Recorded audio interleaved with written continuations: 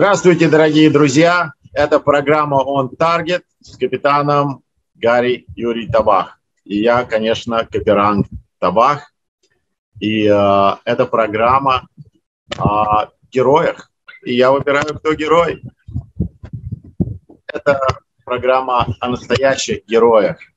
Люди, которые что-то сделали для других. Люди, которые пострадали от этого. Какой-то ущерб финансовый, здоровье, статус, работа, семья.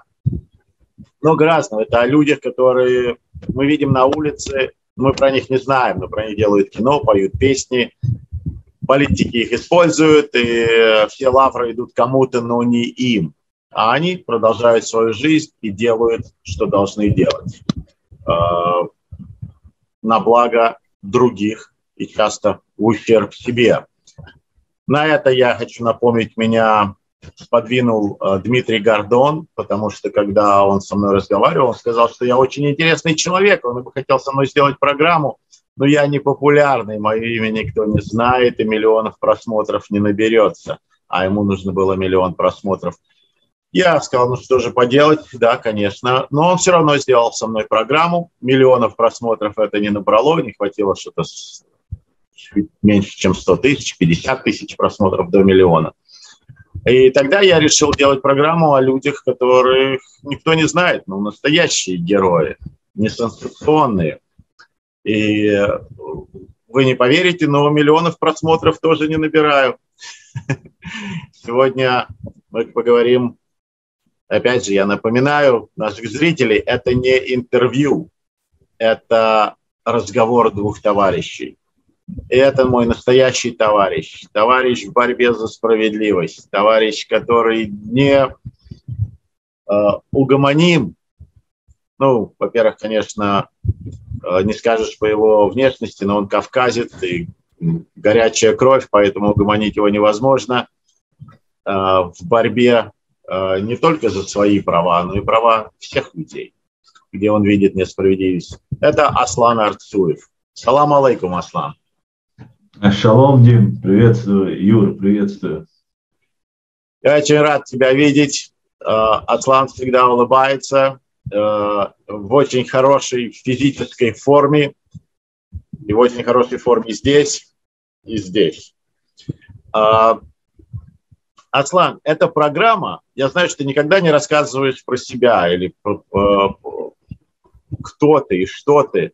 Ты всегда говоришь о ком-то другом. Но вот в этой программе я бы хотел, чтобы наши друзья, наши зрители узнали кое-что про тебя. Где ты родился, кто были твои родители, где ты учился, где ты служил в армии. Немножко про себя быстро, если ты можешь рассказать, было бы интересно услышать. Откуда взялся Аслан Арцуев? Спасибо, Гарри, спасибо, что пригласил. Ну, если о себе, родился в 1977 году в городе Грозном. Ты малыш еще. Да, можно сказать, дело все относительное, конечно. Мои родители обычные грозненские жители. Отец у меня инженер, мать домохозяйка, там работала в магазине продавщицей еще в советское время. Потом началась война, я отучился в школе, началась война. Как раз я был на последнем, вернее, закончил школу и поступил в один из вузов города Грозного. Началась война. Первый год войны я там пошлялся, где только можно было. Все было интересно, все было необычно. И потом меня родители отправили учиться в Санкт-Петербург. Вуз выбирал я сам, факультет выбирал я сам. Они мне предложили, чтобы подальше отправить меня от войны. И вот я уехал учиться в Санкт-Петербург, поступил на юридический факультет Санкт-Петербургского государственного университета. И там проучился немного. Потом начиналась Вторая русско-чеченская война, уже готовились к этой войне. И меня попросили покинуть вуз или сотрудничать с российскими спецслужбами. Я отказался. Большая честь, большая честь. У меня тогда даже вопрос такой не стоял. Я просто прекрасно понимаю. Я, конечно, не хотел, чтобы меня отчисляли. Очень просил, делал все, чтобы меня не отчислили. Учиться лучше начал, там, посещать все лекции. Там, ну, как бы пытался быть прилежным студентом, но...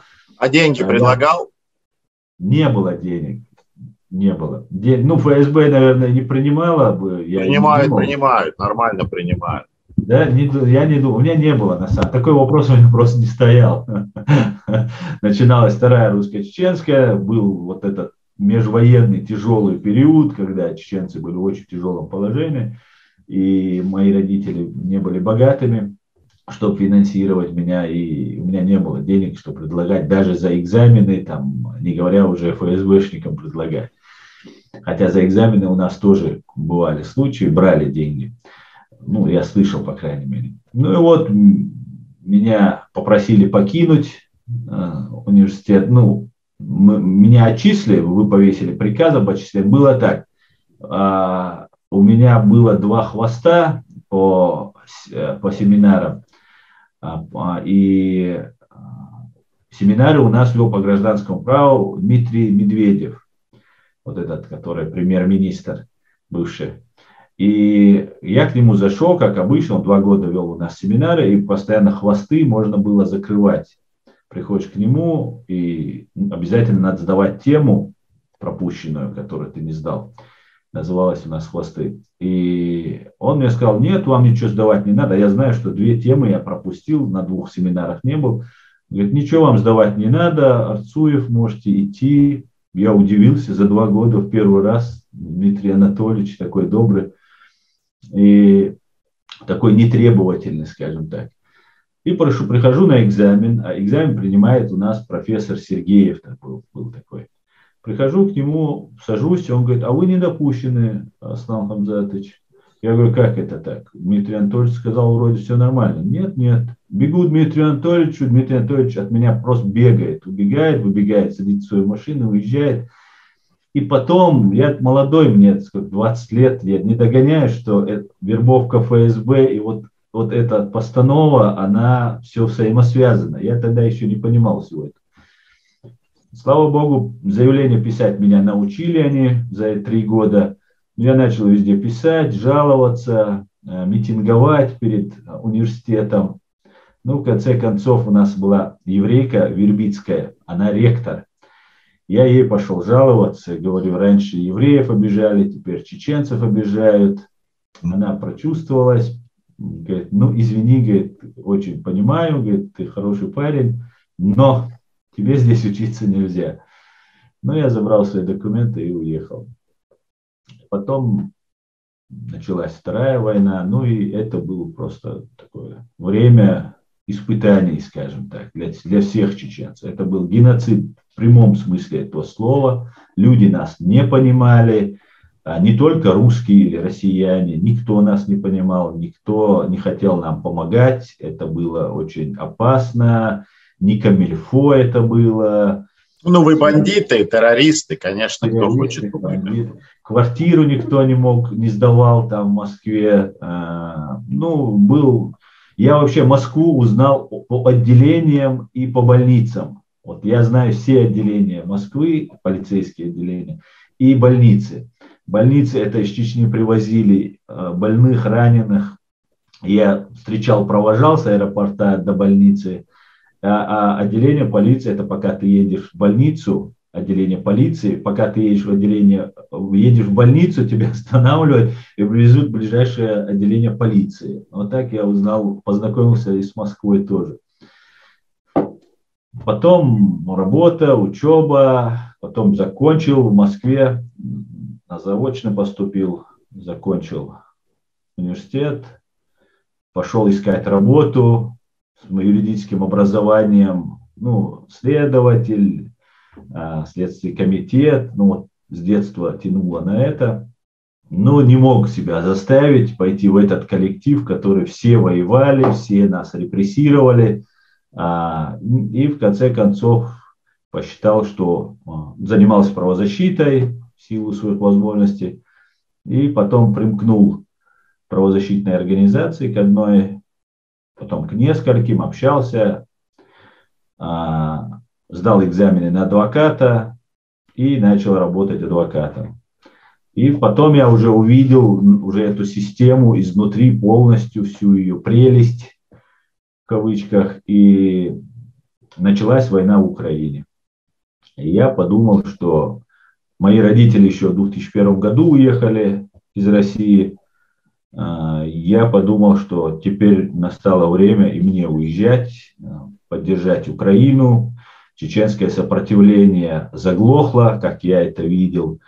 Оно перешло на рельсы религиозной войны, как это преподносилось разными пропагандистскими сайтами, в том числе а-ля чеченскими. И я подумал, я смогу принести пользу. Все это время я хочу сказать, что я помогал всем, и партизанам, и раненым, и мирным гражданам, всем, кому только можно было, из знакомых, родственников. И я всегда был одиночкой. Я ни с кем не объединялся, ни с кем не делился своими вещами. И я понимал, есть такая слава про вас, чеченцев, волки-одиночки.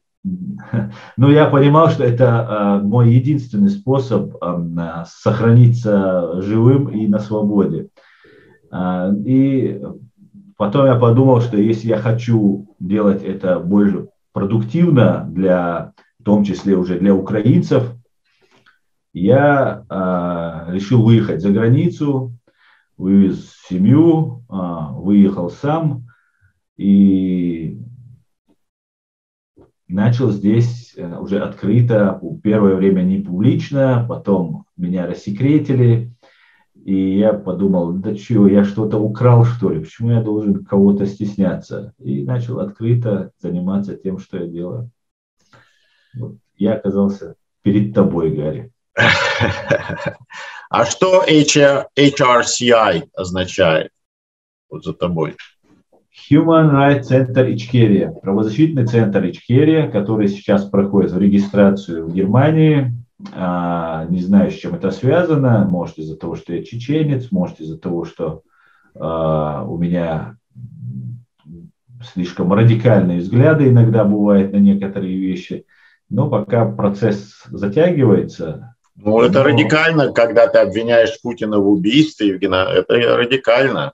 Он человек-то хороший, и поэтому с Германией у него будет хороший бизнес через Северный поток. Обвинять его в таких вещах, конечно, радикально.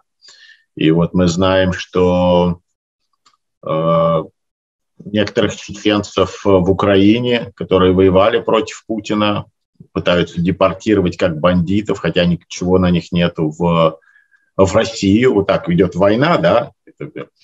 Мы знаем, что сегодня генерал Каландадзе, сегодня его под залог освободили из тюрьмы, но он все равно находится в Германии, потому что его попросили экстрадировать в Грузию. Вот человек, который воевал и в Грузии против России, отбил их нахрапа, в Украине с Нацгвардией, гражданин Украины, герой, Саакашвили его назвал героем. И вот мы видим, что Саакашвили слит. Сейчас его хотят вернуть. Все дать Путину. И Германия играет огромную роль в этом, подыгрывая Путину. И, конечно же, американская беззубая и импотентная власть тоже подмахивает ему. Все говорят, да-да-да, он ужасный, но делают другое. Да, конечно, он очень плохой, он очень нехороший, но работают с ним и дают ему все, что он хочет. Поэтому, конечно же, ты радикальный, друг мой. Как же ты хотел? Ну, я хотел бы тут сделать ремарку. Недавно, 15 декабря, немецкий суд, Берлинский высший суд, вынес высшую меру по немецкому законодательству полковнику ФСБ, по другим данным ГРУ, Главного управления Генерального штаба России, Вадиму Красикову пожизненное лишение свободы без права обжалования. И Германию я бы не стал так однозначно сказать, что она... Нет, она всегда правовая страна, конечно. Вот сегодня этот политики... момент. У меня большая проблема с немецким правосудием. Я постоянно чеченцев депортируют. Отдали одного чеченца, его там через некоторое время казнили. Под гарантией России отдали, а потом его Россия казнила под видом там какой-то спецоперации. Конечно, конечно. Поэтому эти вещи у нас бывают, но очень хорошо, что под залог выпустили. Здесь система работает, правовое реальное государство. И будем надеяться, что с твоим другом все будет отлично, и можешь на меня рассчитывать. Спасибо. Я думаю, что сегодня мы будем решать вопрос. Конечно, ему стоит это все очень много денег. У него семья, 2 маленьких дочек. Ему надо жить в Германии как-то, и семья, ему никто не помогает. От украинской власти пока ничего нету. Это очень просто. Он гражданин Украины. Его требует Грузия. Ну, мы понимаем, что его требует Россия. Грузия сегодня под Россией с этой администрацией. И у него будут большие расходы на юристов. Поэтому я думаю, что сегодня-завтра мы создадим фонд в его помощь. И я попрошу всех своих друзей распространить, и кто чем может, чтобы помогли. Но это это в скором будущем. Я еще пока что с ним не говорил, но пока что маленькая, но победа есть. Я имею в виду, что да, в Америке тоже мы правовое государство, и у нас суды пока еще работают, но власти и правительство, и политики, они коррумпированы. И они, конечно же, пытаются подыграть Путину сегодня. Они пытаются его ублажать, так как Гитлера пытались ублажать в 1936, 1937, 1938 году. И получили, что получили. Поэтому твоя борьба, она небезопасная. Небезопасная. Чеченцы опасны, они ядовиты. Они ядовиты тем, как где-то и евреи в Израиле, и грузины, и украинцы, конечно, они ядовиты, потому что они пытаются бороться за свою свободу, за свою страну. Они пытаются бороться за свои права. А это опасность для любого диктатора. Для любого диктатора это огромная опасность. Поэтому, да, конечно, ты в опасности. Но мы знаем, что и тебе были угрозы и опасности, и тебе угрожали, и семье твоей, и тебе лично. Ты можешь сказать про это что-то? На какой почве это было?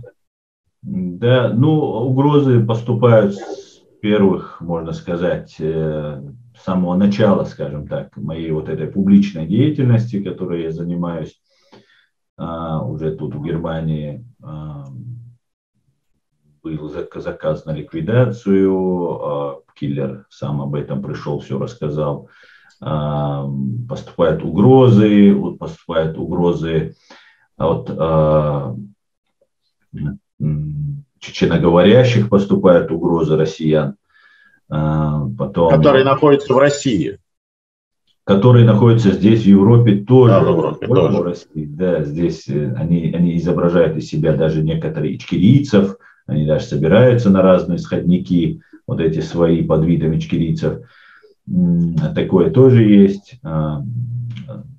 Захватываются дома родственники, подвергаются жесточайшим пыткам, пытают током, требуют, чтобы я прекратил свою деятельность.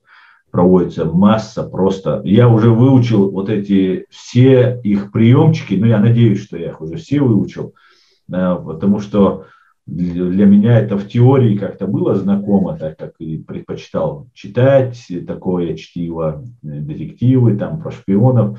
А теперь я на практике смотрю, как они умеют врать, как они умеют проводить разные эти активные мероприятия, разные свои вот эти действия. Я их уже разгадываю на начальном этапе, и я теряю интерес к ним. Хотя, наверное, стоило бы немножко подыграть и дать им время потратить усилия еще на это. Но я уже, когда теряю интерес, я понимаю, что это разводилово их очередное, плюю, просто не обращаю внимания. Поэтому очень активно действуют, активно влияют на тутошних моих друзей, моих соратников, поступают угрозы на них, было нападение на одного из них, очень заслуженного, уважаемого человека.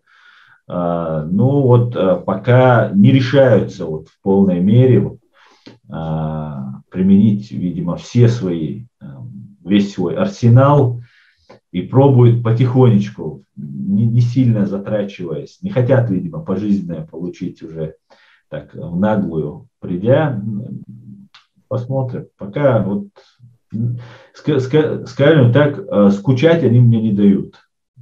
Знаешь, люди часто думают, что мы такие монолитные народы, что все евреи заодно, они все сговорились и все заодно. И не понимают, что мы все разноперые, и все тоже друг друга. У меня с левыми либеральными евреями Соединенных Штатов Америки или вот с этой демшизой российской, где много евреев, ничего общего нету. Я их, наоборот, считаю своими личными врагами. У меня больше общего с тобой или с чеченцами, которые дерутся за свою свободу, и смелые, нетрусливые и немалодушные.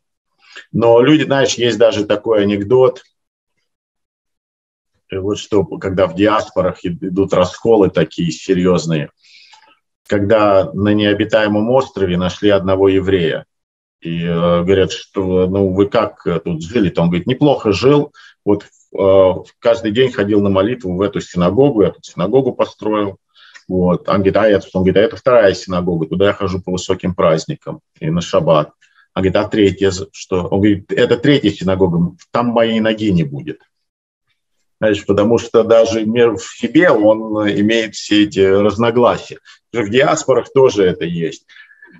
И, к сожалению, среди гордого чеченского народа, который 1000 лет платит огромную цену за свою независимость, находятся малодушные, находятся трусливые, и диктаторы всегда хотят уничтожить, истребить такой народ или разбавить его. Ну, что ты можешь делать? Ну, расскажи немножко, вот что ты думаешь, кто такой Кадыров? Вот многие говорят, что он не чеченец вообще. Ну, судя по тому, как он себя ведет, то, конечно же, он не чеченец. Не знаю, может, по крови этнически он и чеченец, но как он себя ведет, он точно не чеченец. Кадыров человек с очень низким уровнем образования. Подожди, он академик. Ну, это если брать российских... И генерал, и пехотинец. Брать если российских генералов и Российскую академию, то уровень образования и офицерства в России уже давно не на том уровне, на котором он был даже в Советском Союзе. Поэтому вполне допускаю, что он может быть академиком и генералом. Кадыров человек, который... я бы ему дал народного артиста вообще. Титул. Ну, я думаю, не заслуживает он народного. Не заслуживает, да. Но ущемлять народных артистов, поставив его в их ряд, я думаю, не умеет он даже нормально играть. Ну, человек, я его называю гауляйтером. Гауляйтер, на которого вешают все преступления Кремля. Киев, наверное, помнит, другие города помнят, когда нацисты занимали территории, они ставили своих гауляйтеров, своих управляющих. Это такой же управляющий, он из чеченцев, его отец Ахмад Кадыров, по данным, которые руководство нашей страны, в том числе Зелимхан Индарбиев, бывший президент, говорил, что это агент КГБ, его отец Ахмад Кадыров. Затем, после его гибели, после его убийства, был назначен Рамзан Кадыров, и он, понимая, преданно, верно служит Путину, понимая, что это залог его успеха и выживаемости. Вот он так для себя, я понимаю его психологию, чеченскую психологию. У нас у чеченцев, знаете, ты знаешь, Гарри, вот эта возрастная иерархия, она очень большое значение имеет. И даже если год или даже день между нами разница, то должен там выполнять поручение старшего. Это такая дисциплина, очень, кстати, дисциплинирует. И очень как в армии. Как в армии. Да, и не ущемляет твое самолюбие, ты понимаешь, что ты это делаешь не потому, что он там твой господин, а потому что он просто старше. И у него тоже, конечно, есть свои рамки, за которые он не может выходить, и эти рамки есть и у тебя. Поэтому Рамзан Кадыров признался, видимо, признал в Путине себе папу, за место которого погиб. И вот он как отцу ему подчиняется. И Путин делает сделал как-то один так реверанс в сторону этого и сказал, что у него отцовское отношение к Рамзану. Ну и, знаешь, у нас есть такое выражение, когда мы друг на друга ругаемся, если мы хотим подчеркнуть, как сильно ты мой враг, или там смотришь на меня так, как враг, ты говоришь, ты что на меня смотришь, как будто я там убийца твоего отца. Ну, это самый большой враг, который на земле может быть. Да. И убийца отца Путин, конечно же, он себя не называет таким, и Рамзан, видимо, не думает, что Путин убил его отца. Хотя, конечно, это делали спецслужбы или Патрушев, я не знаю конкретно кто, может быть, даже Путин. Но Рамзан не делает вид, что это Путин убил его отца. И после гибели Ахмада Кадырова по странным стечениям обстоятельств было позволено уничтожить братьев Ямадаевых, военных, которые были героями России.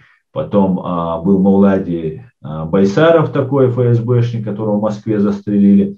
И есть вероятность, что вот эти люди стояли за убийством Ахмада Кадырова. И Рамзану разрешили убийцу своего отца, героев России, действующих полковников ФСБ, там, ГРУ, героев России, их уничтожить. Одного в Дубае, одного в центре Москвы, потом второго Байсарова тоже в Москве. И по идее, если такая вот возможность предоставлена человеку отомстить, кровную месть совершить, вернуть, восстановить, так сказать, сатисфакцию, то он для себя убедил себя, я так полагаю, что он ему верен, что вот он верен как отцу, так как отомстил. И вот Рамзан Кадыров очень надеется, что его Путин не предаст, не кинет. И пока Путин выполняет свои обязательства перед ним. Ты знаешь, мы русские своих на войне не бросаем. Ну а что же он будет делать, когда Путина не будет? Путин же не вечный. В таком случае, об этом, наверное, он сейчас только думает, там по обстоятельствам уж надо действовать. Отца взорвали, столько убитых людей его отцом, предательство. И тебя берет Путин и ставит на место отца и разрешает обогатиться, баснословно обогатиться. О таких деньгах он сам говорил, мне даже во сне не снилось, что у меня это все может быть. И разрешает отомстить там за отца. Были эти кланы, Ямадаевские, там ФСБ, много этих кланов. В каждой деревне в чеченской, вот я сейчас про свою деревню, там, отцовскую узнал, узнаю, составляю списки. Оказывается, с советских времен еще, когда мы с Казахстана вернулись, среди нас они жили, собирали информацию. Одни работали на КГБ, другие работали на военных. Это все, система эта работала. И вот Рамзан Кадыров считает, что вот тот клан, на которого сделала ставка Москва, который сейчас во главе, Кадыров и его люди, что это заслуга полностью, и он должен быть благодарен за это Путину. И когда не станет Путина, наверное, если будет потребность, в чем я сомневаюсь, будет потребность в Кадырове, а я сомневаюсь, потому что слишком много на нем преступлений, и я не думаю, что он новому лидеру России понадобится. Если понадобится, он просто присягнет и скажет: я это Россия, Россия это я, буду за вас, и все. Ну, он также сейчас объявил, что он хочет присоединить Украину к Чечне, потому что это братский чеченский народ. Ну, в каком-то смысле он, наверное, прав, потому что во время Голодомора, насколько я знаю, очень много украинцев пришли в Чечню и были приняты там, и были не преданы, никто их не выгонял, и там много-много лет они там остались и жили. Я знаю такого одного украинца, который сейчас живет в Украине, он из Чечни, говорит по-чеченски, и как раз себя больше относит к чеченскому народу, чем к украинскому. Очень хороший человек. Он живет в Харькове. Ты знаешь, а кто финансирует вот твою организацию? Откуда ты берешь деньги?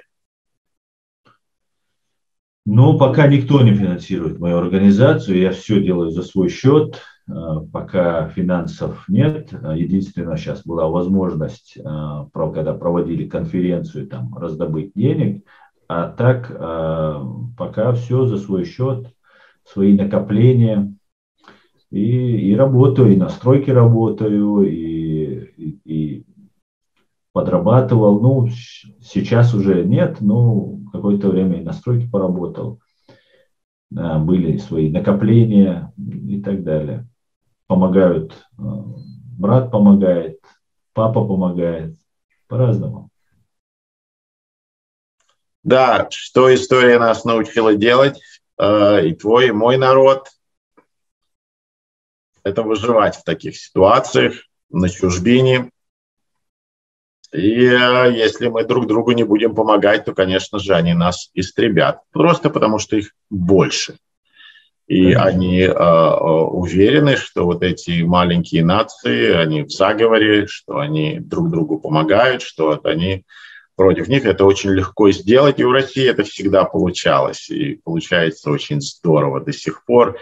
И им, конечно же, в помощь вот эти вот все, то, что мы называем, я так считаю, либеральные, демшиза, вот эти вот за права человека борцы, за справедливость, за справедливую Россию. И вот они, конечно же, своей ненавистью к Путину им затмило так мозги, что они работают на него, он использует их в этом отношении. Поэтому мы имеем чеченцев, которых сегодня возвращают или хотят возвратить. Одного уже возвратили. Прецедент есть с Украины в Россию, да, во время войны, когда она ведет войну. Каландадзе хотят депортировать в Грузию, то есть в Россию, а Саакашвили уже практически замучили в тюрьмах. И где вот эти правозащитники, где все эти либеральные цели, они... где эти протесты, где это поддержка, где это сбор денег, финансов на защиту этих народов, этих людей. Что-то я не слышу. Все только кричат одно. Шендеровича объявили иностранным агентом. Вот это сенсация. Понимаешь? Это сенсация для них. Или Каспаров что-то там сказал. Ну, хорошо. А ты знаешь, почему ты мой герой?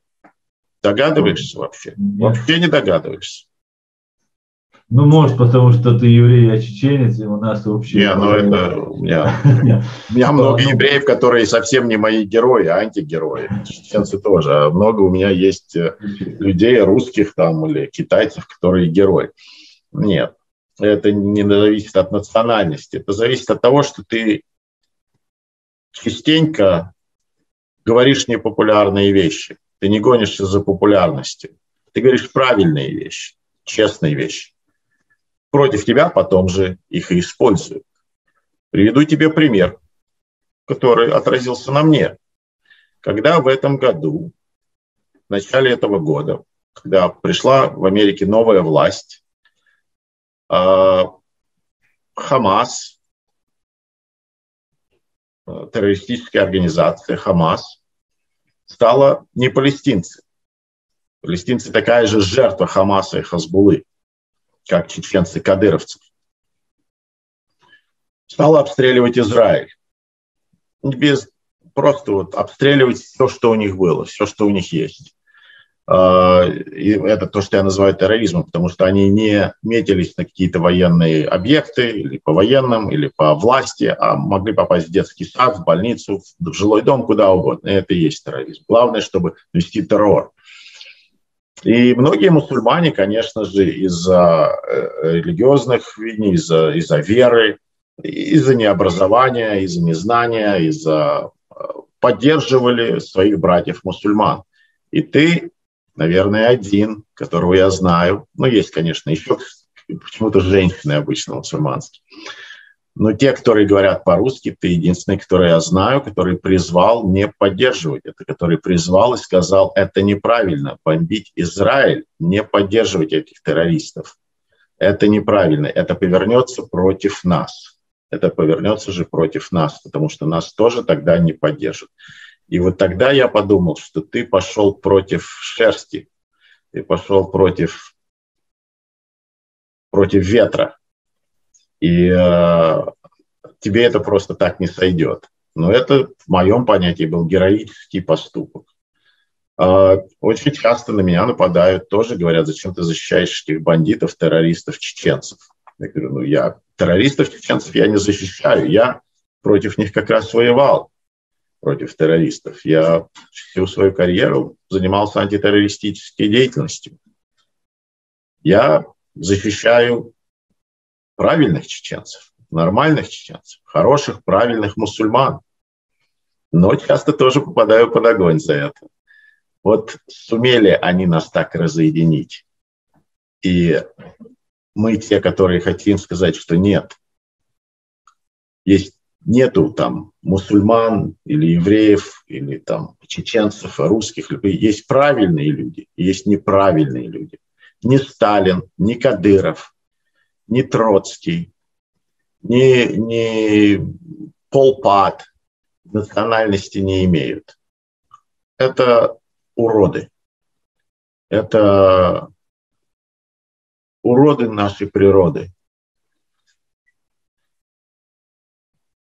Да, именно так. Я помню это время. И это было не в первый раз, когда я заступился за евреев. И для меня не имеет значения, евреи это или кто-либо, даже русские, которые... Даже русские. Да, даже если это имеется в виду те, которые устроили нам геноцид и даже не собираются до сих пор извиняться. Это было месяц Рамадан, когда по мирным городам Израиля стрельнули ракетами и убили тогда первую жертву, тогда женщина была 80-летняя, несколько было раненых. И потом дальше, я просто видел истерию, которая накручивается, и посчитал нужным просто, чтобы чеченцев чуть-чуть охладить, в это не втягивали молодежь, высказать альтернативную точку зрения, которую я ранее высказывал, но вот когда вот это было на такой горячей фазе, когда вот не доводилось выступать, был вынужден сказать, стоп, чеченцы, мы должны не идти на поводу той пропаганде, которую нам навязывают. Мы знаем прекрасно, кто является у Хизбаллы и у других разных арабских террористов, лидеры, которые говорят отлично по-русски, даже, может быть, иногда лучше, чем я, которые обучались в московских, кстати говоря, очень часто бывал, там хорошее кафе было студенческое на Патриса Лумумба, есть там такой вуз дружбы народов.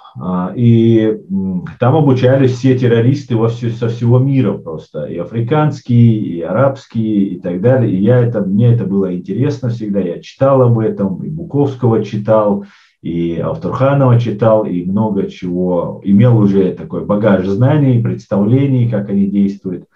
И нам рассказывали, что Палестина – это такие же, как мы, которые борются там за свою независимость, за свободу.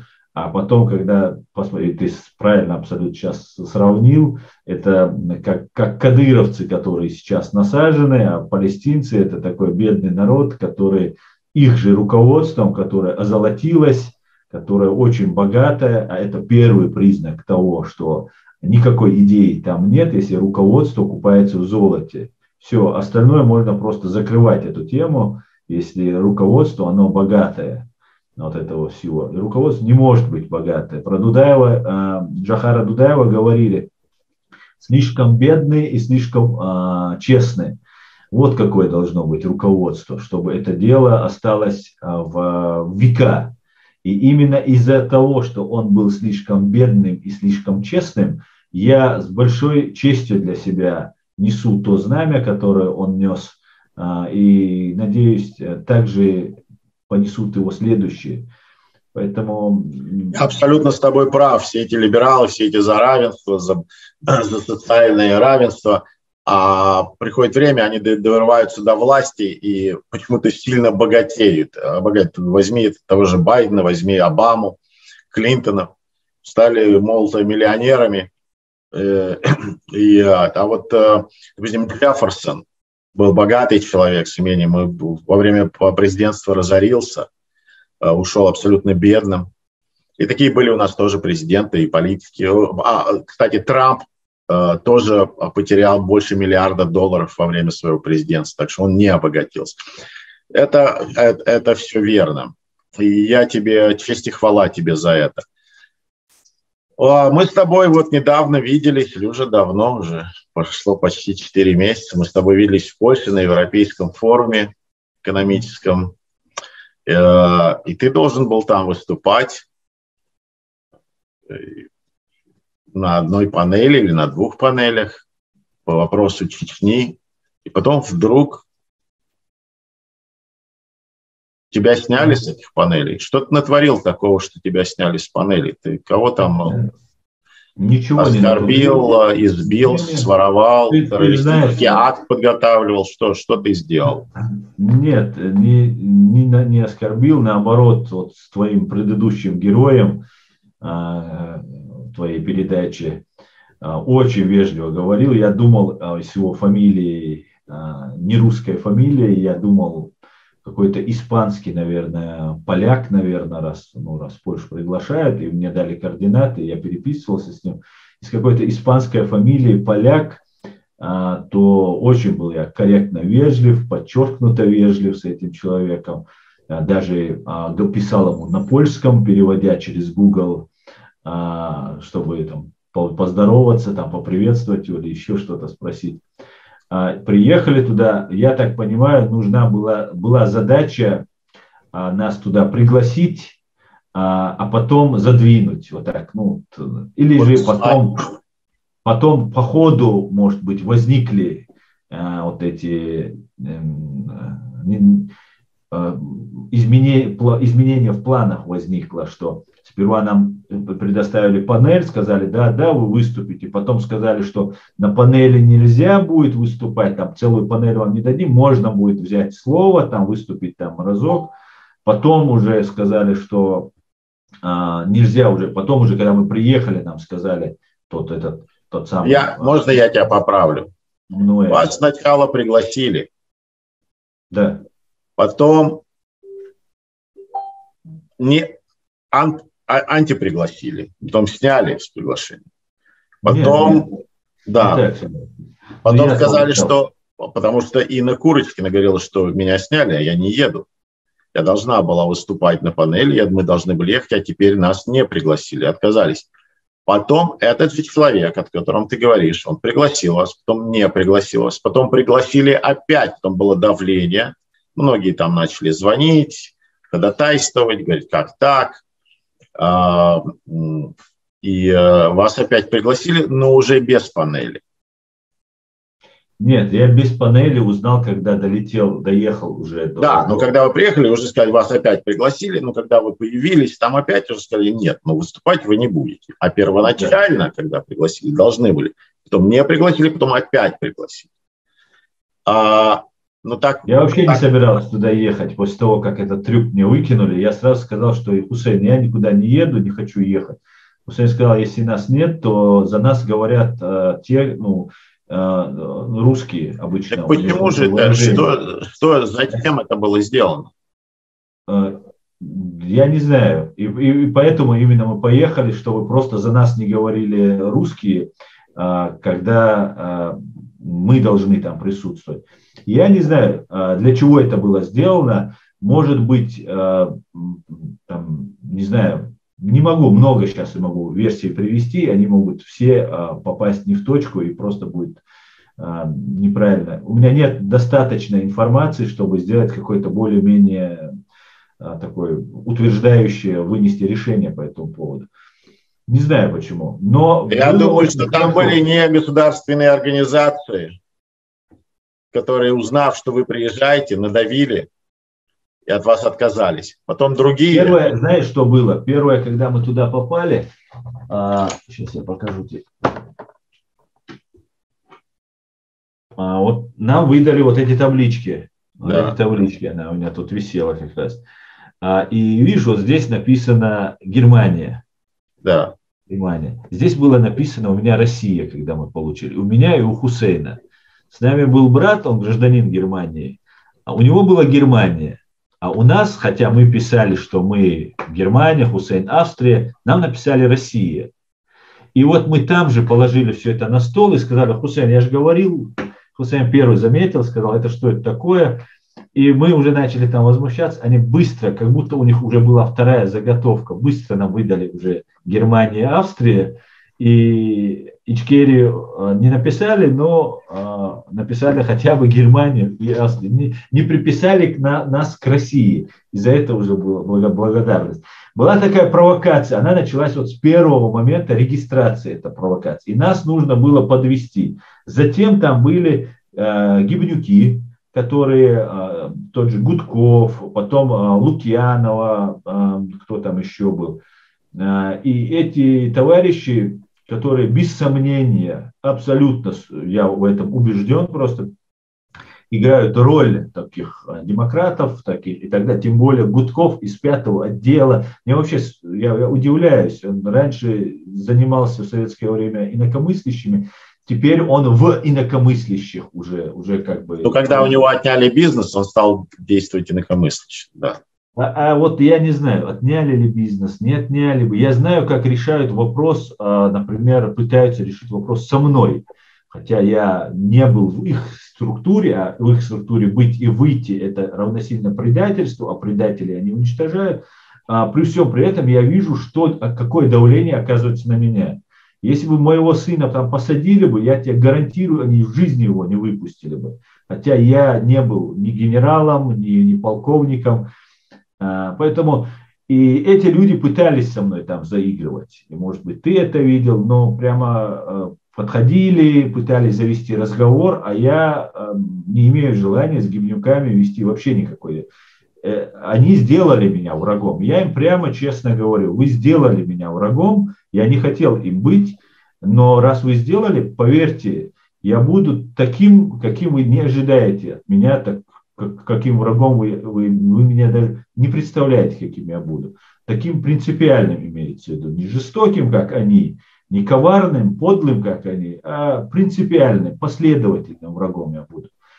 Поэтому не знаю, с чем это было связано. Может быть, мне нужно было, может, была попытка, ну, опять же, буду сейчас гадать, вербовка, может, там, склонение, предложение там каких-нибудь, может, хороших, интересных вещей. Но это исключено. Но смотри, я человек военный, я в случайности не верю.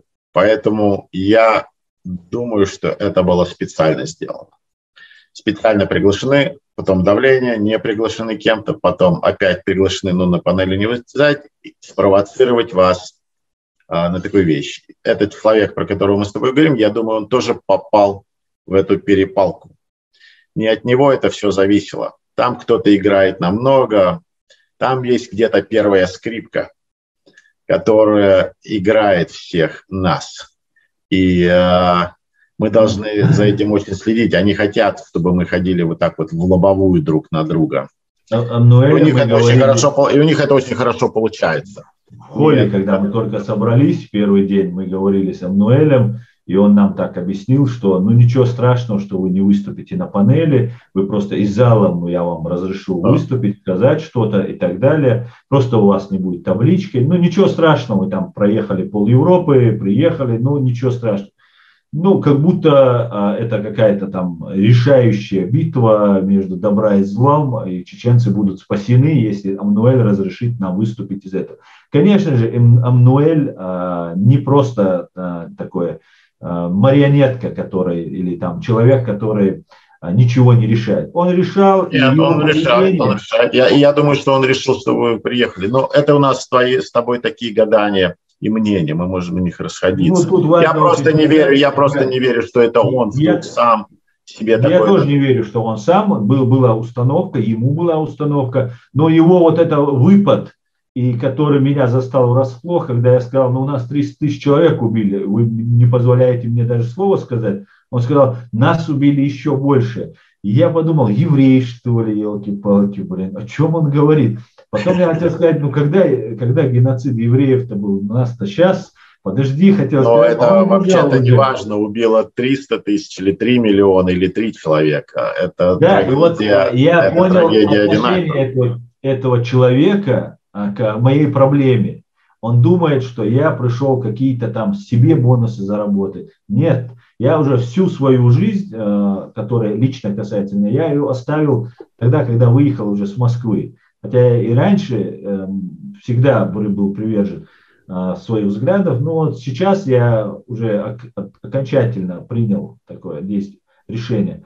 И он, наверное, подумал, что ну подумаешь, твои, он у меня, там, не знаю, испанцев, наверное, тогда. Ну, есть такой народ. Есть такие люди, конечно, которые говорят, нас еще больше погибнет. Причем одно другого не касается, ты понимаешь? Это же не соревнование, кого больше убило или кто больше страдал. Конечно. Это часто в Украине есть, они говорят, ну, у нас же геноцид был голодомор. Я говорю, вот вам какая разница, геноцид был голодомором или от голода умерли ваши люди, или в печи были сожжены.